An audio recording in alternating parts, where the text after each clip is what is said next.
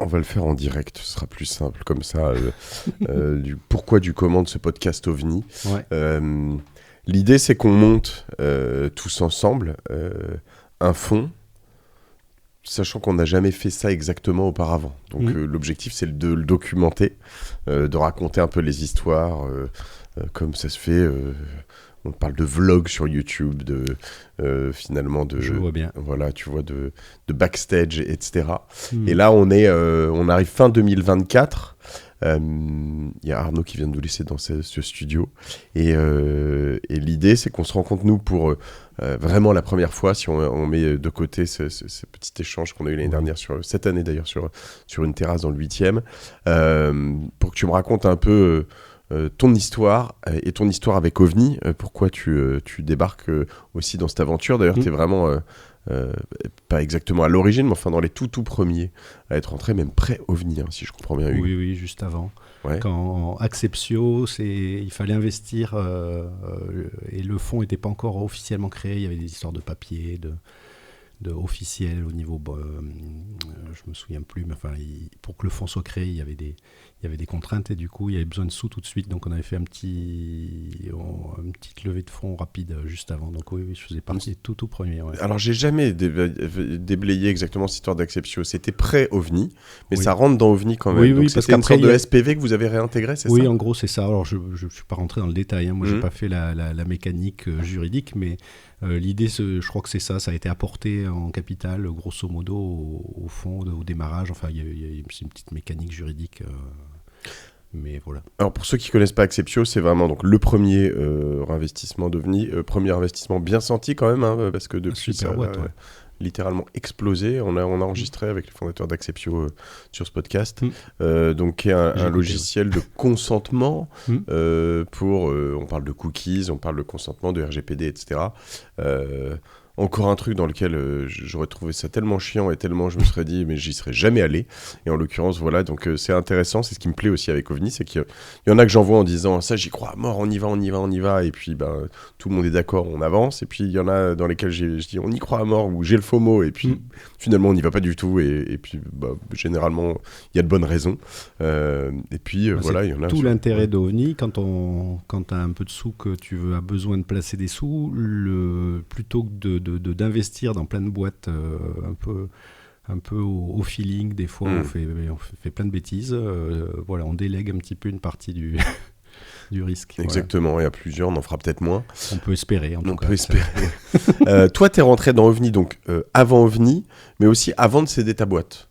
Donc t'avais déjà fait du cash out ? Ouais, un petit peu. En fait, okay. En tout cas, avant de la quitter alors. Oui, avant de la quitter, ouais. Mais tu avais déjà cédé la majorité ? Ouais. Okay. Ouais. On a cédé la majorité en fin 2020. Après, on est resté 2 ans et on est parti avec un earn-out après 2 ans. Ouais. D'accord.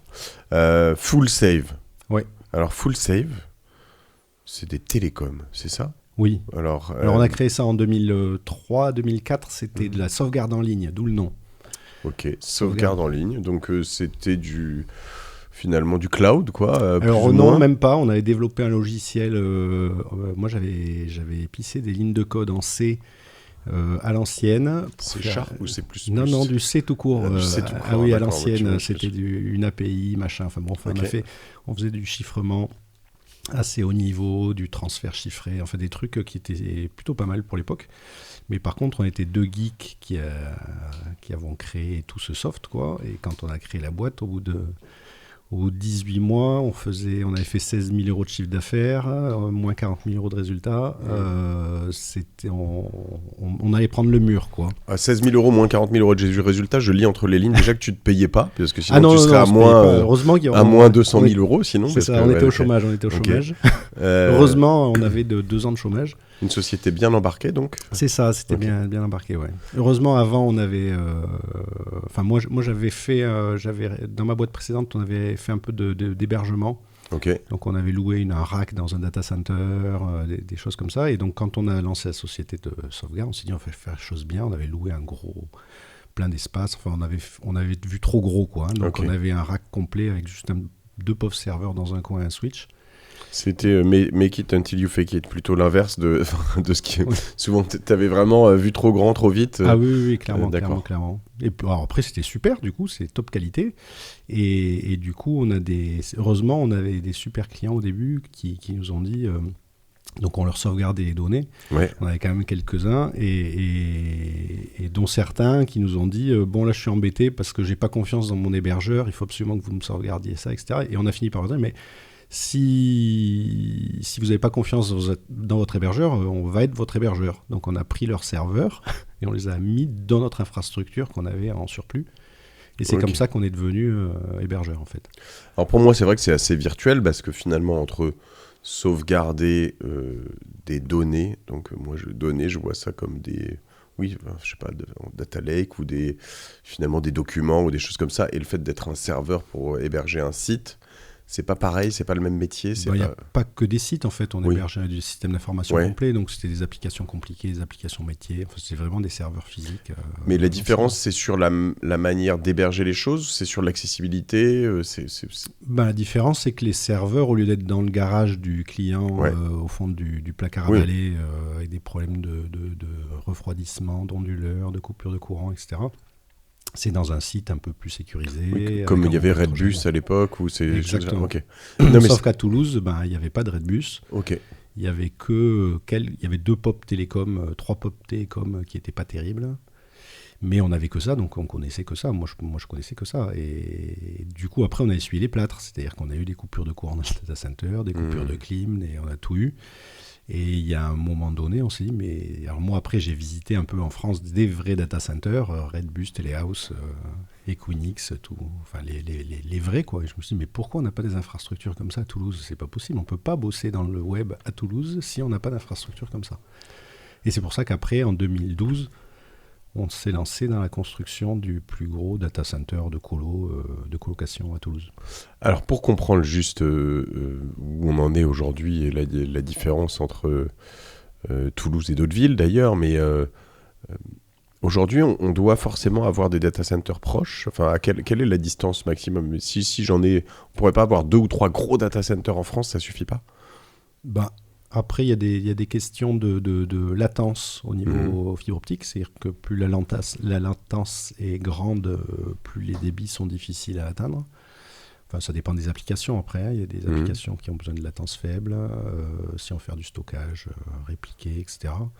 Et après, il y a plein de clients qui ont besoin d'accéder à leurs serveurs parce qu'ils veulent garder la main dessus, leurs ingénieurs veulent avoir la main dessus. Ok. Encore en 2024 ? Oui. Alors, effectivement, le cloud a pris énormément de ce marché-là, mais il y en a toujours. Et je pense qu'il y en aura toujours des gens qui veulent de garder la main sur leurs infras. Ouais. Donc, toi, sur FullSafe, tu avais quand même un peu des deux. Tu avais des gens qui avaient leur serveur chez toi et d'autres qui avaient leurs données chez toi, sur tes serveurs. Ouais. Et après, on a fait de la machine virtuelle, enfin un peu comme tout le monde. Okay. Mais c'était vraiment à la mode, c'était de l'artisanat. On n'a jamais industrialisé d'offres automatisées à la AWS où on faisait ça à la main pour vraiment pile aux besoins du client, quoi. C'est ce que faisait chez.com, tout ça, c'était pas ce genre de choses. Il y en a plein, ouais. À l'époque. Et donc, d'ailleurs, quand on a commencé à faire ça, on s'est dit, oulala, le marché est pris, il y a OVH, ils sont super bons. Moi, j'adore Octave, c'est quelqu'un qui fait un super boulot.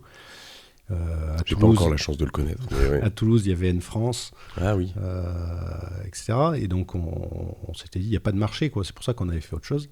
Et en fait, le marché, il est là.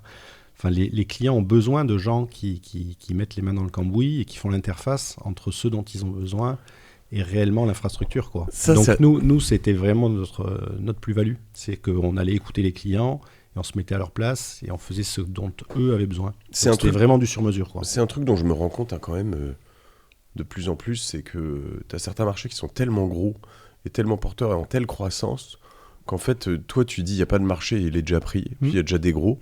En fait, si tu te mets bien au bon endroit... Exactement. La semaine dernière, tu vois, un truc beaucoup plus simple à comprendre et finalement accessible. J'ai reçu sur Génération Do It Yourself un type extra qui s'appelle Arthur Benzaken, qui a monté le Ken Club, le Clé, blanches qui sont des salles de sport un peu haut de gamme, assez haut de gamme dans Paris, et puis qui est aussi artiste qui a réalisé et produit Aladdin, le plus gros nombre d'entrées en 2015 en France, tu vois, sur un film français en tout cas.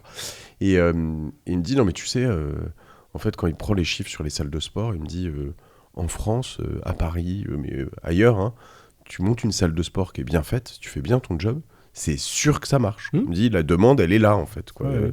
Et puis, ça va faire que croître. Donc, et c'est assez marrant. Tu vois, finalement, tu fais un co-living, a priori, c'est pareil, s'il est à peu près bien placé. Il y a une telle demande et ça ne va pas cesser. Il y a des business très, très sûrs, en fait. Mais même, je pense, un peu partout, en fait, il y a énormément presque je dirais dans tous les business, si on fait bien son boulot et qu'on va chercher les clients et qu'on les écoute, nous on a labouré notre territoire, quoi. On était dans tous les clubs d'entreprise, on connaissait tout le monde nous connaissait à la fin, et moi j'aime bien dire qu'on plantait des graines, quoi, à chaque fois, et donc effectivement il y a les 3/4 des graines qui tombent sur le bitume, ça pousse pas, et puis de temps en temps ça finit toujours par pousser, et sur le long terme ça finit toujours par marcher. Ok, donc 40 000 euros de dette avec 16 000 euros de chiffre d'affaires au bout de 18 mois. On a bien embarqué l'histoire. Vous avez fondé ça tous les deux ? Ouais. Ok. Ouais, ton associé, tu m'as dit Laurent Bacca. Ouais. Laurent Bacca. Et donc oui, il y en a plein qui disent que c'est compliqué d'avoir un business à deux. Alors moi, j'aime dire que si, c'est possible. Alors c'est vrai qu'il y en a plein pour qui c'est compliqué, mais voilà, quand on s'entend très très bien, et Laurent, moi, c'est presque un frère. Ouais. Ben, ça marche super bien, quoi. C'était super parce que quand il y en a un qui est bad, qui n'a pas le moral, l'autre, il lui remonte le moral et le lendemain, c'est l'inverse. Donc, c'est super. Non, mais de toute façon, alors ça, c'est pareil. Là, je crois que là-dessus, la règle, c'est pas de règle. Hein. Exactement. Peut-être que tant qu'à faire, tu peux te dire qu'un 49-51, c'est mieux qu'un 50-50. Alors, nous, on avait mis des investisseurs au milieu, donc on avait 35-35. Voilà, mais donc. Il y avait 30 qui se baladaient. Ça peut être quelque chose d'intéressant, ou d'avoir un juge de paix, en effet, si tu veux. Oui, c'est ce qu'on nous avait toujours dit. Ouais, donc ça, je pense, c'est peut-être des mini-règles où. En effet, j'aurais des gens qui vont nous dire. Il y a des gens qui viendront et qui diront, ouais, nous, on a toujours été 130-50, ça a bien marché. Oui, mais. Tant que ça marche bien, ça va. Mais c'est le problème aussi, c'est que si ça va pas, moi j'ai des. On sait jamais. Faut mieux pas se mettre ce truc possible, quoi. On a une boîte à vendre sur Alvo depuis 1 an et demi. Ils sont mis à 50-50. La boîte marche bien. Elle marche bien, elle est rentable, elle fait 500 000 euros d'EBITDA, tout va bien. Sauf que les deux peuvent plus se blairer. Et en fait, c'est très compliqué, quoi. C'est vraiment très compliqué. Donc quand ça marche pas, c'est compliqué de voir ça. Mais boîte à 3, on dit souvent c'est bien, ça c'est sûr. Boîte solo, on dit que c'est pas terrible. Boîte à 7, on dit c'est beaucoup trop. Ouais, en fait, il y a tellement d'exemples que il peut y en avoir pour tout le monde. Mais il n'y a pas un moment où vous dites je vais jeter l'éponge sur ce genre de business ? Parce qu'en plus, ça coûte de l'argent, l'hébergement. C'est-à-dire que tu dois investir. Ah tous les mois, on payait, je sais plus, c'était énorme. 1 000, 2 000 euros par mois, je me souviens plus le truc, mais c'était colossal. Ça nous... Et après, on a investi parce qu'au début, quand on n'a pas d'infrastructure, on loue. Donc, mais vu qu'après, non seulement on payait cher au quotidien, mais en plus on avait un service pourri. Donc c'est pour ça qu'on a construit un TS00, qui était notre gros data center à Toulouse. À l'époque, c'est pareil, 2012, on a investi 2,4 millions, on faisait 1,6 million de chiffre d'affaires. Donc là, tu as dû lever à ce moment-là ? Donc là, on avait fait un peu de levée, avec de la Love Money. Okay. On a fait un SPV, on a levé 800 000. Ok, donc ça t'aide pour 2,4 millions. Non, parce que c'est vrai que moi j'aime bien.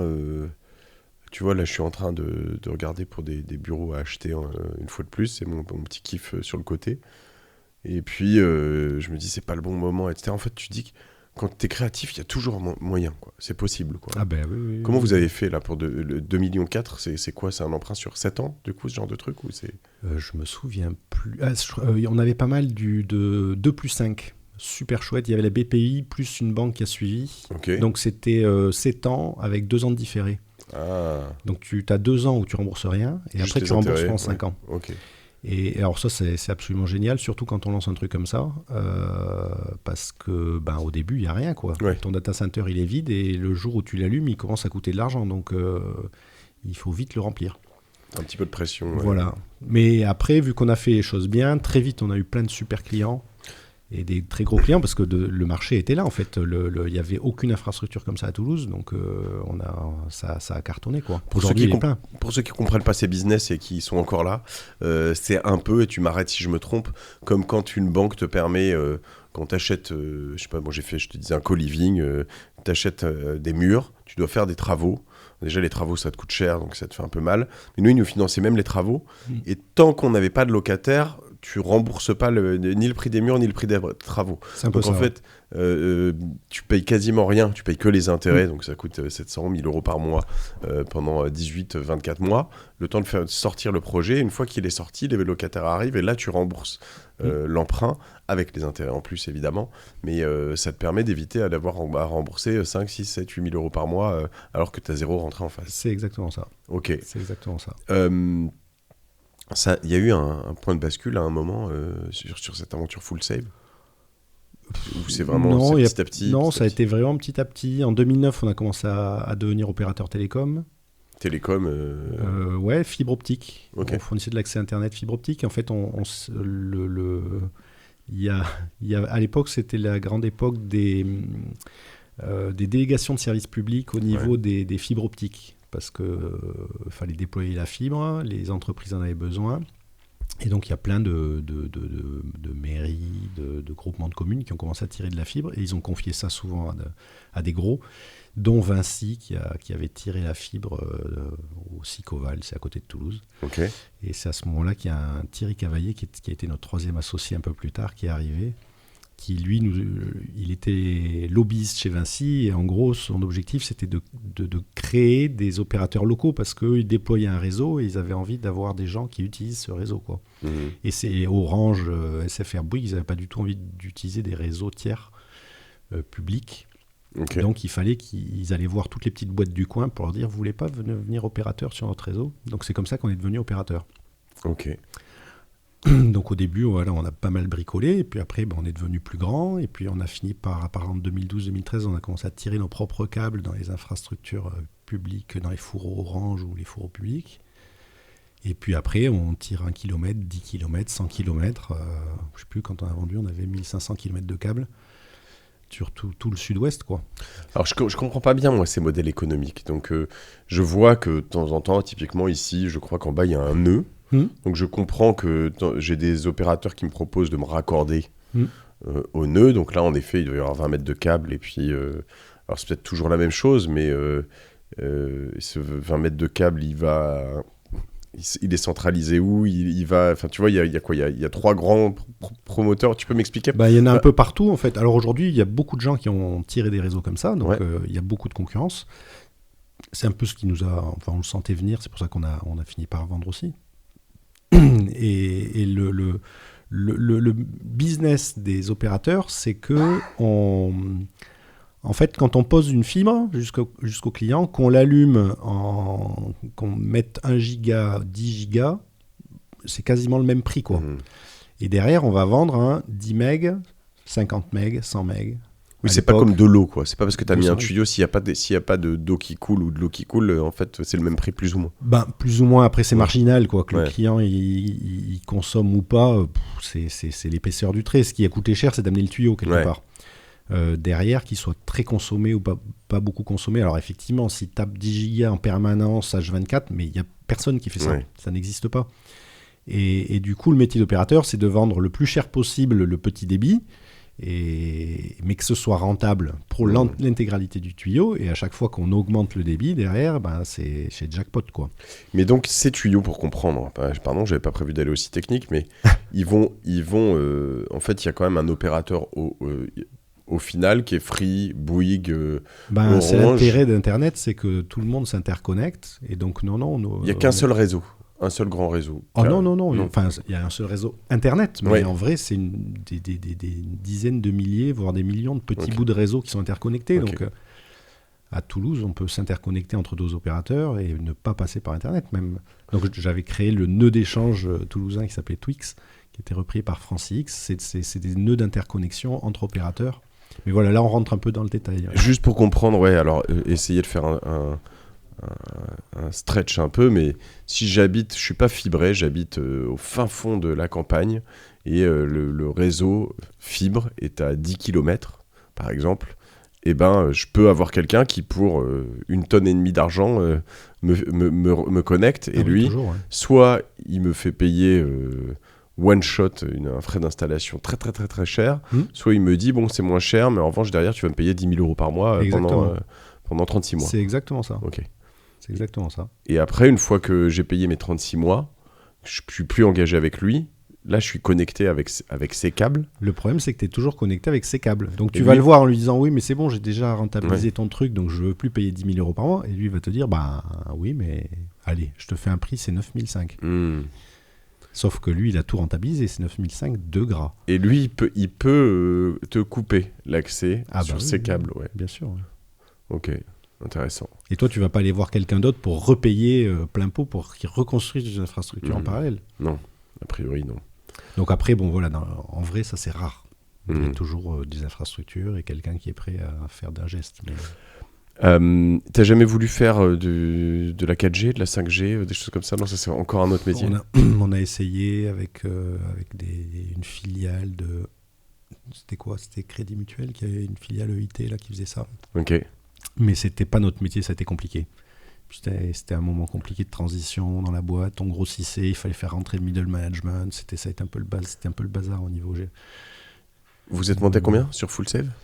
75, et puis après on a racheté NetOne en plus 2021 je crois. Qui est basé où NetOne? À Nîmes-Montpellier. Ok, donc vous grossissiez. Et donc on était à 100, quand on est parti on était une centaine. Ouais. C'était quoi tes rêves les plus fous de Full Save? À un moment tu t'es dit je vais faire un opérateur national, je vais aller concurrencer? Non, on a toujours dit que dès qu'on a créé la boîte, on savait qu'un jour on vendrait. On est de la génération, enfin moi je suis sorti de l'école, j'ai fait l'E7 à Toulouse, on est sorti en 96 et donc moi j'ai vécu le boom de la net économique, j'avais tous mes potes qui étaient, moi j'étais à Toulouse chez Aérospatial, je m'ennuyais comme un rat mort. Mais je dis pas qu'on... C'est pas politiquement correct de dire ça quand on est toulousain, mais Non, mais il y a plein de gens qui s'éclatent et tant mieux, mais c'était pas mon truc, quoi. Ouais. J'avais envie de faire de l'internet et jusqu'à preuve du contraire, quand on construit des avions, on joue pas trop avec internet, donc chacun ton truc, quoi. Et du coup,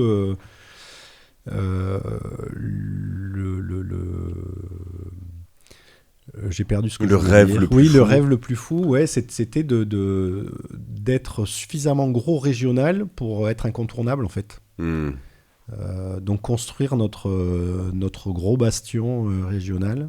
Mais voilà ce qu'on a réussi à faire. Hein. C'est comme ça que ça s'est passé. Comment tu fais la différence dans ce genre de métier? Au-delà du fait que tu aies bien installé ton câble, c'est quoi? Ton service client? Oui, c'est ça. Il faut écouter le client, faire du sur-mesure, savoir lui vendre ce qu'il lui faut et pas vouloir absolument pousser le produit que le service marketing t'a dit de pousser, quoi. Faire vraiment du sur-mesure. Tu es chez quel opérateur aujourd'hui? Aujourd'hui, j'ai une fibre toujours Full Save, alors Eurofiber maintenant, parce qu'on a été racheté par Eurofiber. Une fibre noire, et après, mon opérateur, c'est Tetaneutral.net, c'est un opérateur associatif. Ok, très bien. Marrant. Chez toi, donc, ça. Ouais. Ok. Intéressant. Moi, je suis chez Orange, je suis assez content, mais ils se valent tous en vrai maintenant, non? C'est un peu tout. Pour du quotidien, oui, c'est clair. Non, il n'y a pas de... Enfin, c'est toujours pareil, ça dépend des besoins. Et toi, si tu as 500 salariés, 1000 salariés, avec des centaines de téraoctets de stockage que tu dois répartir entre tes 2 sièges sociaux et des trucs comme ça, tu vas pas t'en sortir avec juste une Livebox Orange, quoi. T'es ingénieur réseau, toi? Non, informatique. Informatique. Et réseau, enfin, c'était assez... On a fait pas mal de réseaux aussi. Parce que, alors c'est quoi la différence? Informatique, normalement, c'est soft plutôt. Ouais, après, j'ai bouffé pas mal de hard sur l'architecture des ordinateurs, etc. Ça, c'est un truc assez génial, c'est qu'aujourd'hui, enfin, je sais comment marchent toujours les ordinateurs, quoi. Comprendre réellement tout ce qui se passe, c'est une grande chance, ouais. D'avoir une formation suffisamment large sur l'IT pour comprendre ce qui se passe, c'est toujours très, très riche. Ouais, puis c'est assez rare. Je veux dire, les sous-couches de dev, moi, je sais que ça existe, mais j'y comprends rien. Non, mais c'est ça, ouais. Moi, j'ai développé un compilateur quand j'étais à l'E7, ouais. Et pareil, moi, je trouve que tu vois, je regarde en l'air, là, parce que les bornes Wi-Fi et les choses comme ça, en fait... c'est pas si simple. Souvent, tu te dis, moi j'avais commandé, je m'y intéressais un peu, je faisais du Google Wi-Fi, des trucs un peu, et puis après on m'a dit, non, mais ça c'est des trucs de pimpin, vas-y, fais des trucs un peu sérieux. Mais en fait, quand t'es bien encadré, ça peut tout changer, tout ça, en revanche. Dernière question un peu technique sur tout ça. Est-ce que justement le Wi-Fi et les ondes pourront un jour battre le câble? Non, moi je pense pas, non. Parce que moi, parce que comment il y a toujours au niveau de la bande passante, au niveau des ondes, il y a toujours une rareté qui existe de fait, quoi. Donc on peut rajouter plein de trucs pour essayer d'optimiser la rareté et en faire passer le plus possible. Mais s'il y a beaucoup de gens au même endroit, ça finit par être compliqué. Enfin, il y a toujours des limites. Aujourd'hui, sur la fibre, il y a 0 limite, techniquement. Donc après, il y a plein d'usages peut-être où les ondes remplaceront ou suffiront. Mais ça ne remplacera pas la fibre avant très longtemps, je pense. Nous, on a pris conscience de ça ici. Tu vois, en fait, tu te rends compte que quand même, il y a 2 endroits où tu bosses un peu plus qu'ailleurs. C'est chez toi au bureau. Enfin, tu es plus connecté. Et en fait, maintenant, on branche tous les ordi. Alors, on a mis des Ethernet sur tous les écrans d'ordi. Comme ça, quand tu branches ton ordi sur l'écran, il charge, il est câblé en Ethernet. Et en fait, tu n'as plus jamais de problème. Sur la vidéo, c'est fantastique. Ah ben oui, la vidéo, ça change. Pour uploader, notamment. Ok, qu'est-ce qu'a fait la DIF ? Tu avais beaucoup de concurrents en local ? C'était les nationaux aussi, non ? Ouais, c'était surtout les nationaux. Et en locaux, on a assez... Je sais pas, on n'avait pas trop de concurrents locaux. Enfin, après, sur la partie télécom, il y avait Complétel qui a été racheté par SFR. Il y avait pas mal de monde, mais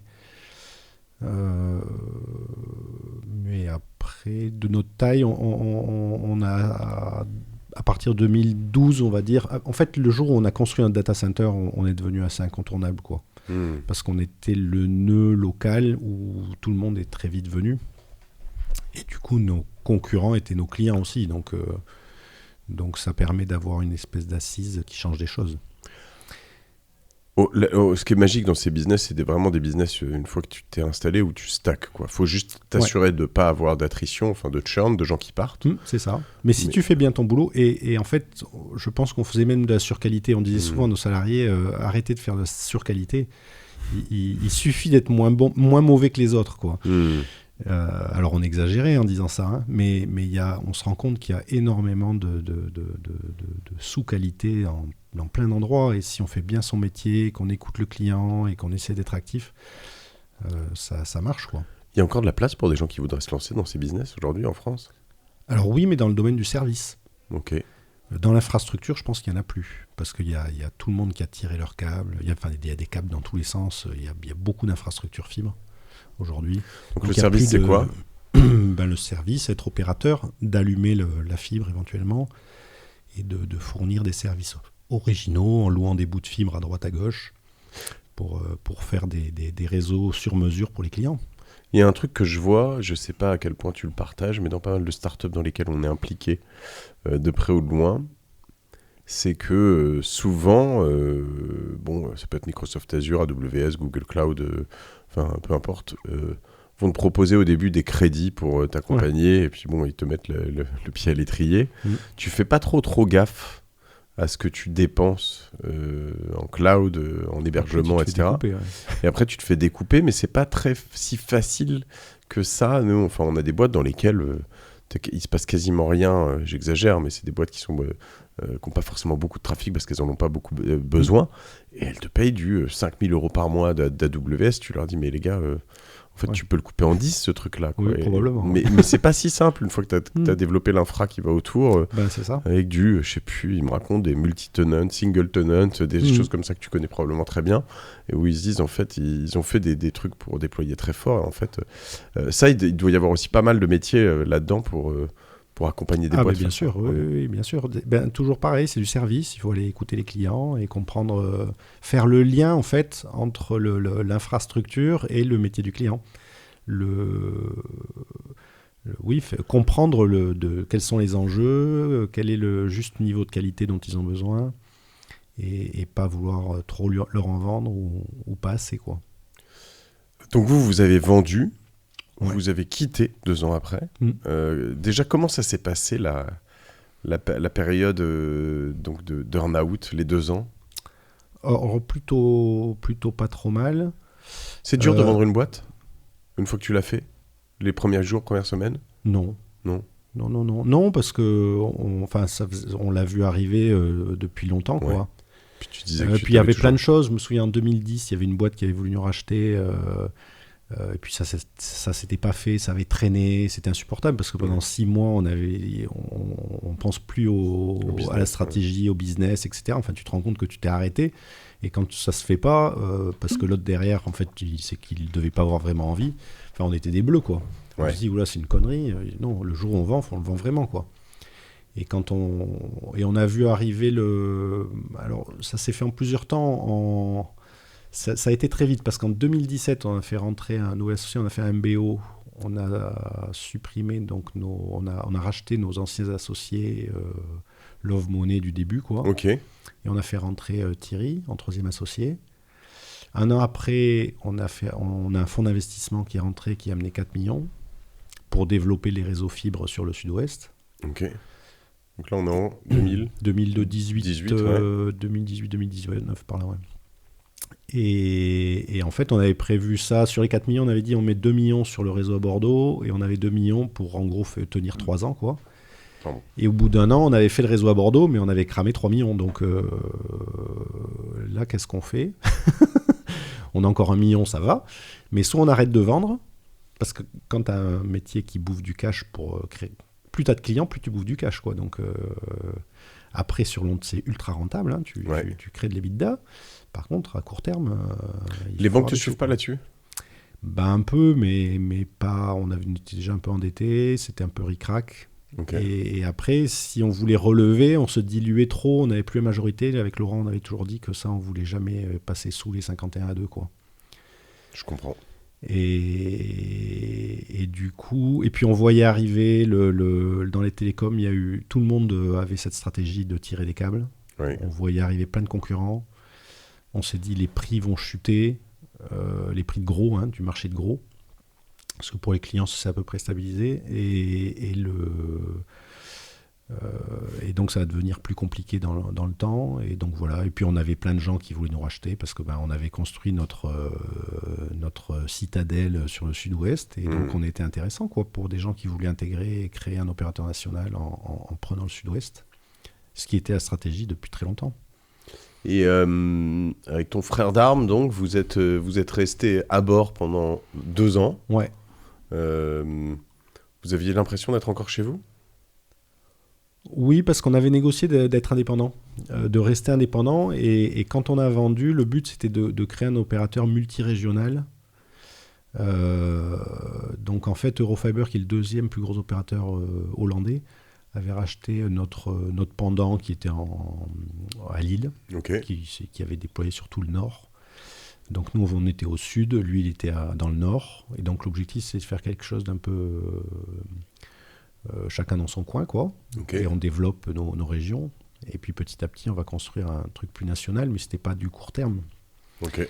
Et donc la première année, on était le nez dans le guidon là-dessus.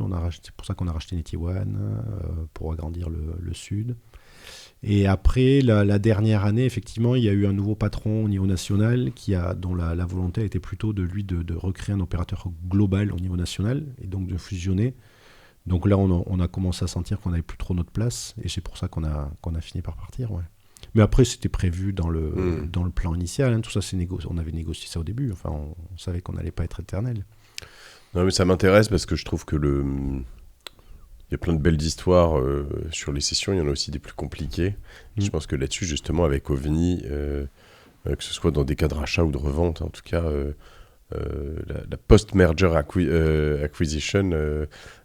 c'est la post-merger integration, la PMI, c'est vraiment quelque chose qu'il faut c'est très, très compliqué, bien travailler, bien réfléchir.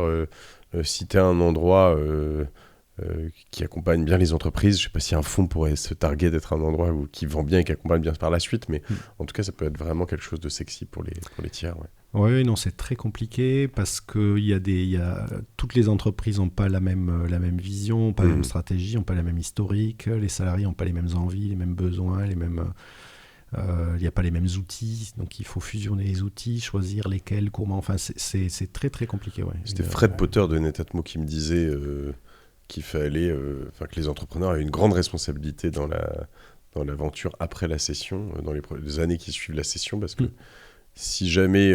et c'est arrivé, il y a beaucoup de boîtes du CAC 40 qui se disent « Non, mais nous, on n'achète plus de start-up, tout ça, parce qu'à chaque fois, On se fait bananer. Alors nous, on a toujours dit qu'on n'était pas une start-up. Ouais, d'accord.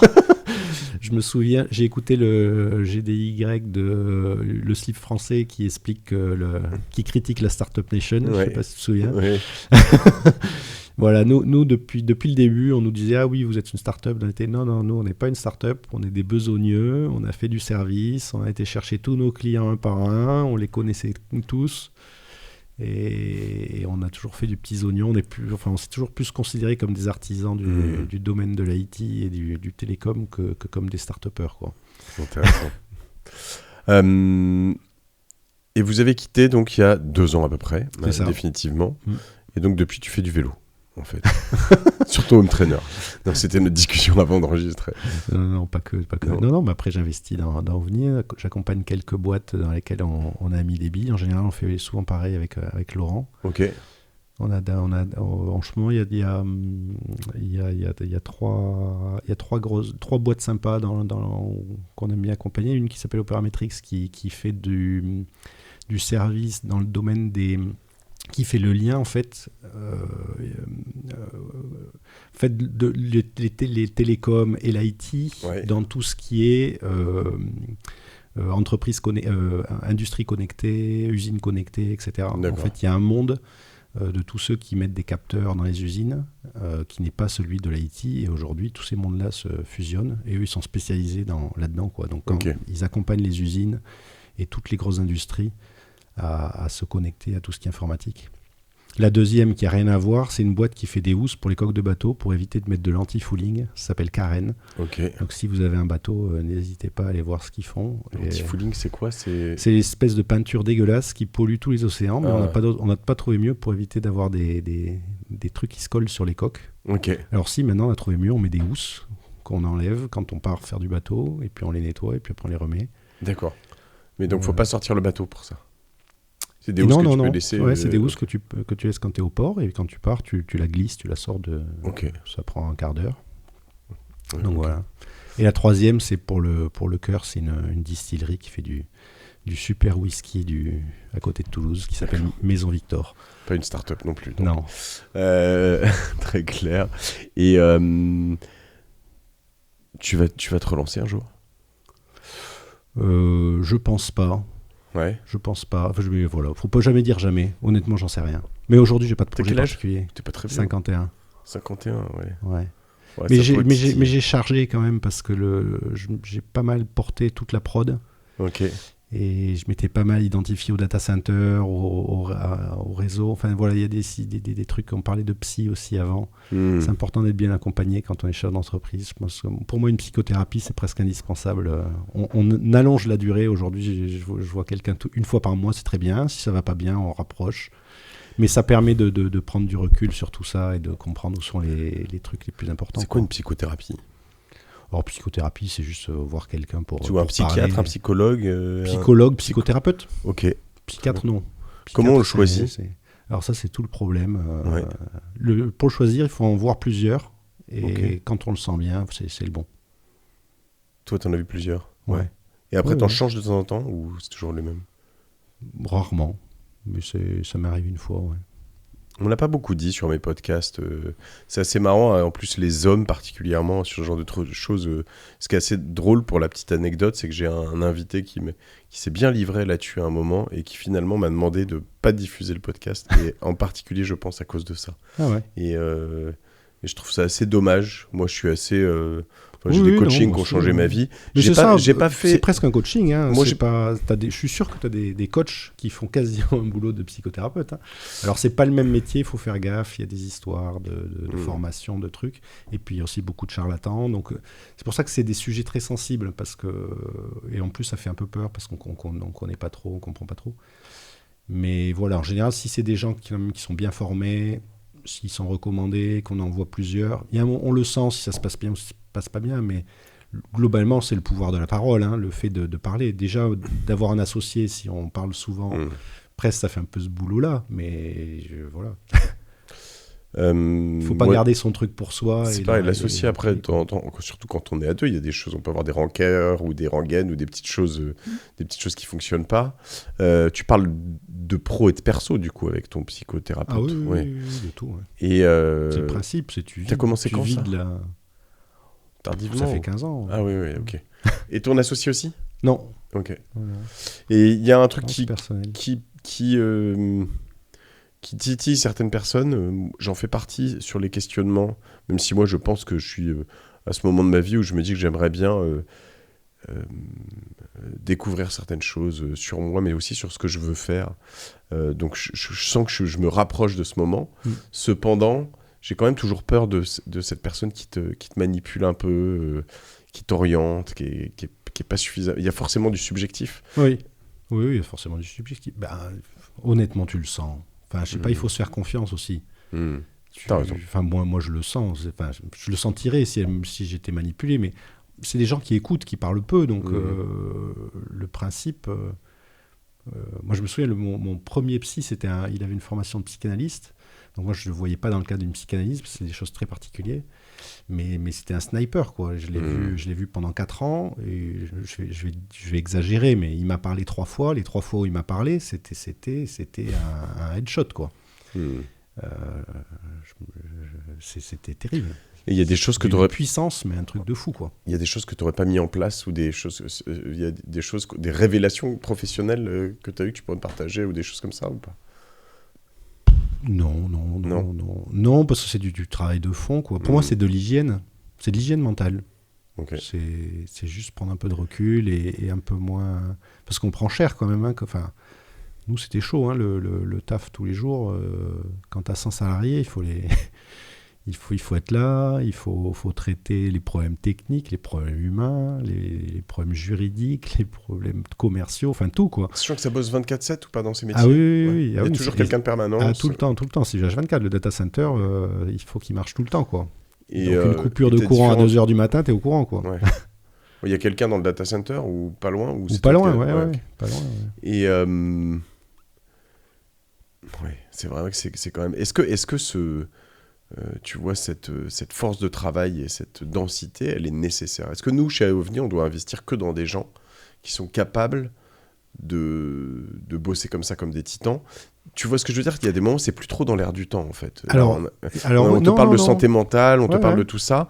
Est-ce que ok, mais à ce moment-là... Nous, on n'a jamais mis la pression sur nos salariés pour qu'ils fassent des horaires. Et même, alors, mais je parle de toi et je parle des investisseurs. Nous, en tant qu'investisseurs, est-ce que les gens chez qui on va investir...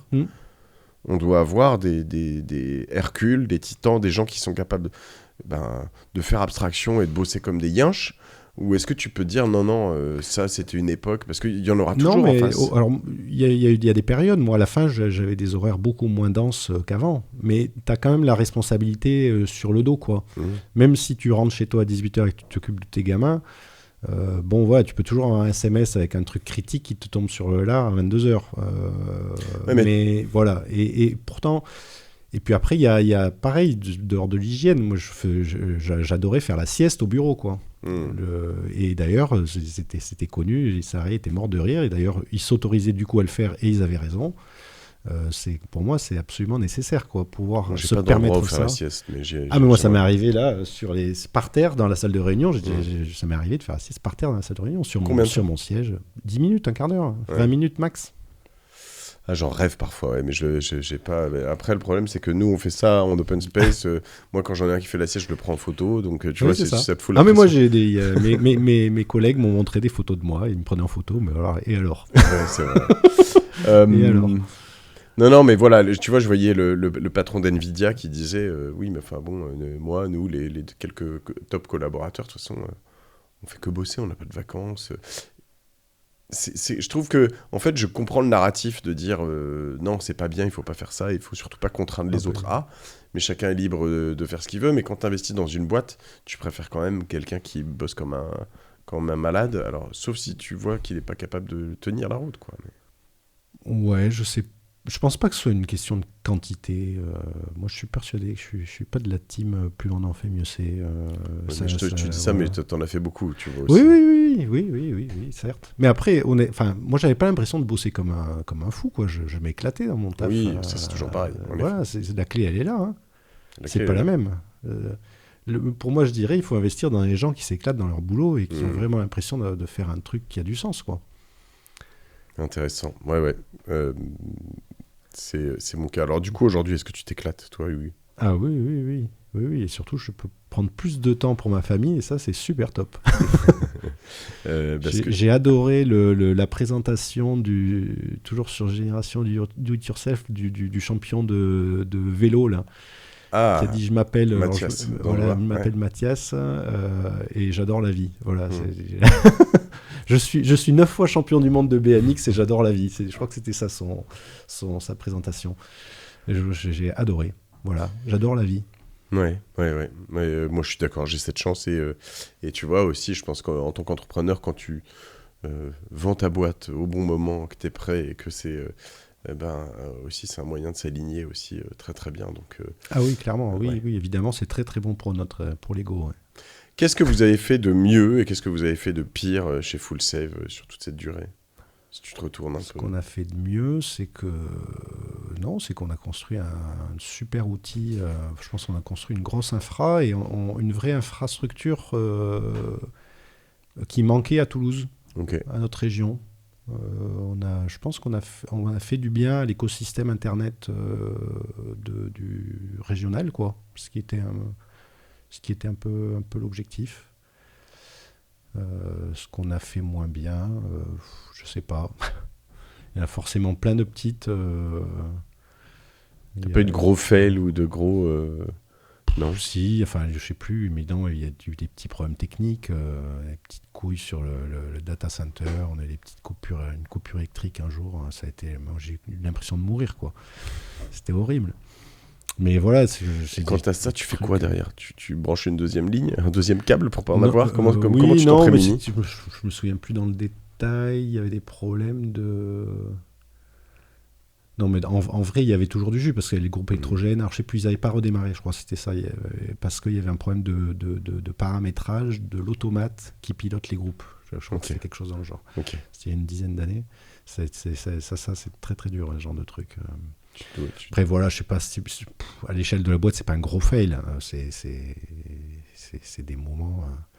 Je me souviens, à l'époque, il y avait un confrère qui m'avait dit, tu sais, les data centers, statistiquement, je crois que c'est une fois tous les 5 ans qu'il y a un gros pet. Donc voilà, t'as cramé un truc. Bon, voilà, c'est la vie. C'est marrant, je peux pas m'empêcher de penser à ça. J'ai visité un bureau au fond de la cour, là, où c'était un data center pour SPI, tu sais, les industriels. Là. Et d'ailleurs, je crois que c'est pas bien, SPI, les amis, mais je crois que vous l'avez laissé, le pauvre, là, le propriétaire, enfin le pauvre, il est pas très sympa, cela dit. Mais vous lui avez laissé tout, ils leur ont laissé l'infra, mais comme des barbares, un truc bien dégueu, tu sais, avec des racks et tout.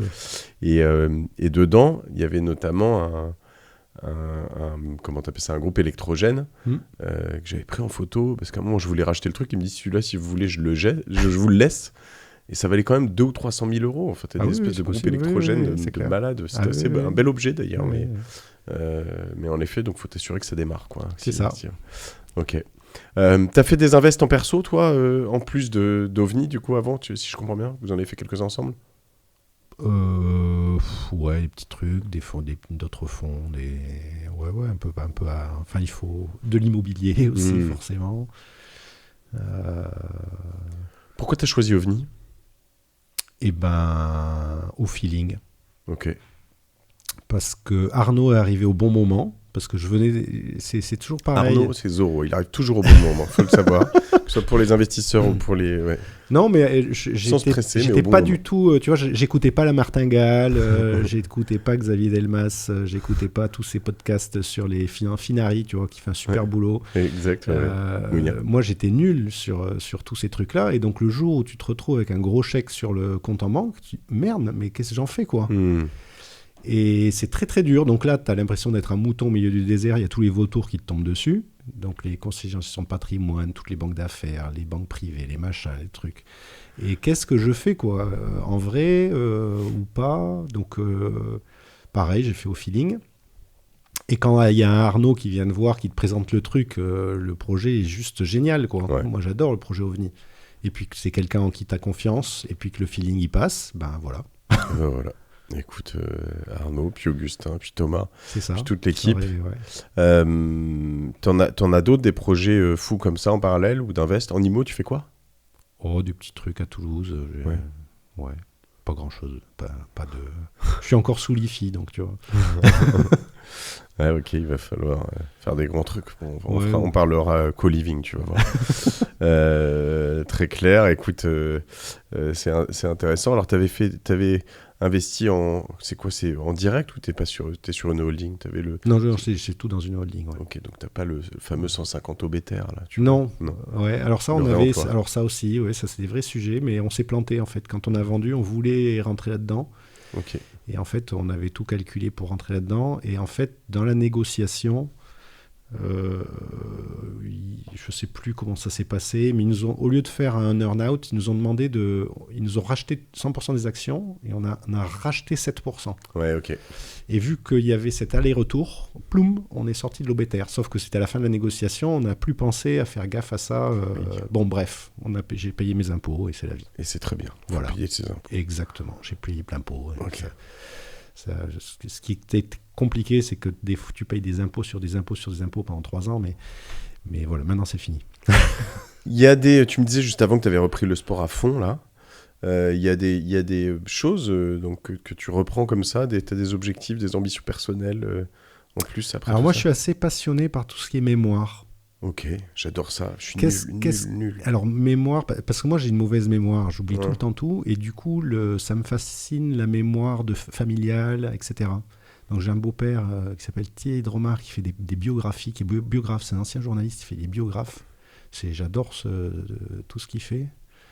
C'est un super métier. Donc j'interviewe des oncles, tantes, tout ça pour essayer de garder mémoire. J'ai des photos, essayer de trier, scanner, ranger. Comment on garde ça? Pour qui? Comment? Enfin voilà, c'est des vraies questions de fond. Je trouve ça hyper intéressant. En fait, je m'en suis rendu compte, c'est assez drôle. Hein, moi, psychopathe de l'entreprise que je suis, qu'en fait, c'est un peu pareil pour une famille. C'est-à-dire qu'une entreprise, en soi, ce n'est qu'un contrat, finalement. Hein, tu vois, il y a une SAS, une SARL, mais ce n'est qu'un contrat. Mais en fait, ça peut devenir beaucoup plus. Quand tu crées une vraie mémoire collective, ça devient vraiment un objet social et avec vraiment quelque chose qui reste, en fait, qui est supérieur, tu vois.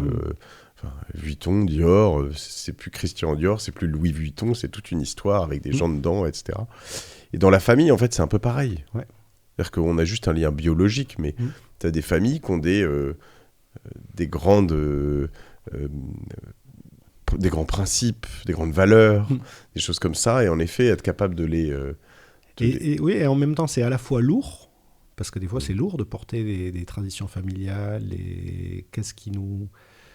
Enfin, moi, il y a des choses qui m'ont marqué, et à la fois, c'est vachement beau, quoi. Des fois, il y a de très, très belles choses. Donc, savoir faire la part des choses et comment garder ça et donner à nos enfants et qu'est-ce qu'on leur laisse et comment pour qu'eux puissent se l'approprier et dire bon, ça je le garde parce que c'est chouette pour moi et ça j'en veux pas parce que ça ne m'appartient pas et j'en veux pas. Et ben ça c'est un vrai boulot, c'est compliqué. Tu t'es pris de passion pour les GPT, IA, tout ça ou pas du tout, un peu? Ouais, un peu. Alors passion non. Mais je regarde, si, ça m'intrigue. Parce que là-dedans, tu aurais des choses à faire. Hein. Je veux dire, tu vois, moi, je me dis, toutes tes recherches ou tout ce que tu fais là-dedans... Ça fait partie de mes trucs, de mettre ça dans un LLM pour voir ce que ça peut sortir. Ouais. Mais surtout, tu peux aussi proposer à un LLM de me poser des questions, de les poser les mêmes à toute la famille et de récolter toutes ces choses-là. Ce serait intéressant. Oui, tout à fait. Ok. C'est Alexandre Jardin qui en parle, qui a un LLM sur ces trucs-là. Extra. J'ai pas encore testé, mais... Son GPT pour échanger, se connaître soi-même, et c'est hyper intéressant. T'as un message, t'as quelque chose que t'aimerais partager avec tous ceux qui nous écoutent? Une leçon de vie, un truc qui t'a Non, changé. moi, j'aime pas trop donner des leçons. Non, c'est du faites partage. comme vous voulez. Essayez de découvrir qui on est et faire au feeling. Moi, ouais, aller vers ce qui donne du sens et de la joie, quoi. Qu'est-ce qui me rend heureux quand je me lève le matin? Qu'est-ce qui m'attire, quoi? Ils ont quel âge tes enfants? De 26 à 3. Ok, 3, donc ça c'était ma question, parce que tu vois, c'est une des choses qui est...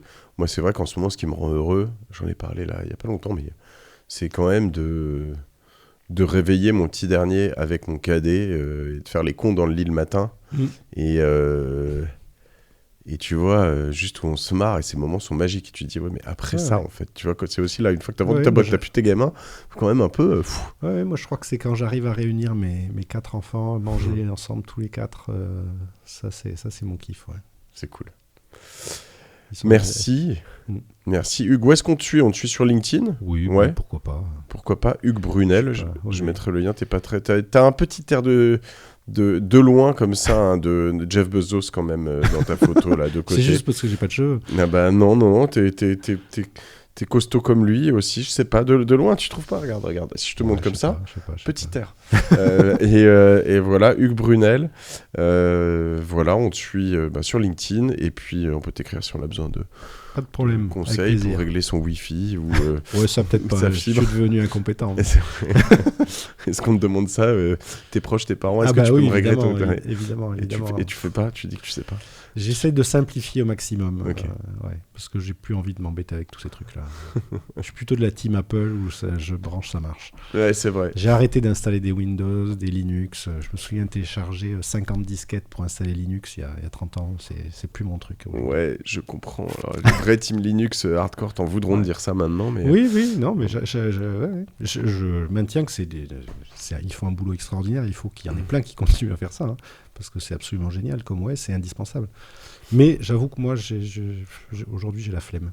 Moi, je suis team Parnasse, qui m'a sponsorisé il y a quelques temps, mais tu sais qu'il y a un peu tu connais peut-être pas ça, tiens, oui, Parnasse, c'est un peu le réseau, ou en tout cas le service client haut de gamme de Orange. D'accord. Et en fait... l'idée, c'est de te dire, il y a des choses que tu peux pas régler, quand bien même... c'est la banque privée d'Orange. C'est un peu ça. Et en gros... si tu as un problème, alors maintenant ça se règle un peu plus facilement par Starlink, mais si tu as un problème d'une maison qui n'est pas connectée au milieu de la Creuse, il te trouve un moyen. S'il faut, il y a un moment, la légende dit qu'il t'installe une antenne 5G s'il fallait, mais tu vois, et en gros, il te règle tous tes problèmes de connexion, de connectivité. Tu perds ton smartphone, il te trouve un moyen pour que tu en aies un dans les 5-6 heures tout de suite. Enfin voilà, c'est un petit budget, mais en fait, à partir du moment où tu te rends compte que pour certaines personnes, les 2 heures ou les 6 heures d'absence en ligne coûtent très très cher, ou sont impossibles, et ben en fait, tu mets les moyens en face. Ouais, c'est ça. Et voilà. Bon, écoute, voilà le petit clin d'œil à mes amis. Merci Hugues, en tout cas. Avec plaisir. Si vous voulez nous rejoindre, on fait plein d'événements en plus chez OVNI, donc c'est cool. On en a entre ce soir et demain. Mais si vous voulez nous rejoindre, vous allez sur ovni.vc, vous écrivez à Arnaud, vous écrivez à Augustin, à Thomas, à toute l'équipe, et puis on sera content de vous voir bientôt. Cool. Merci Hugues, à plus. Merci Mathieu, à bientôt.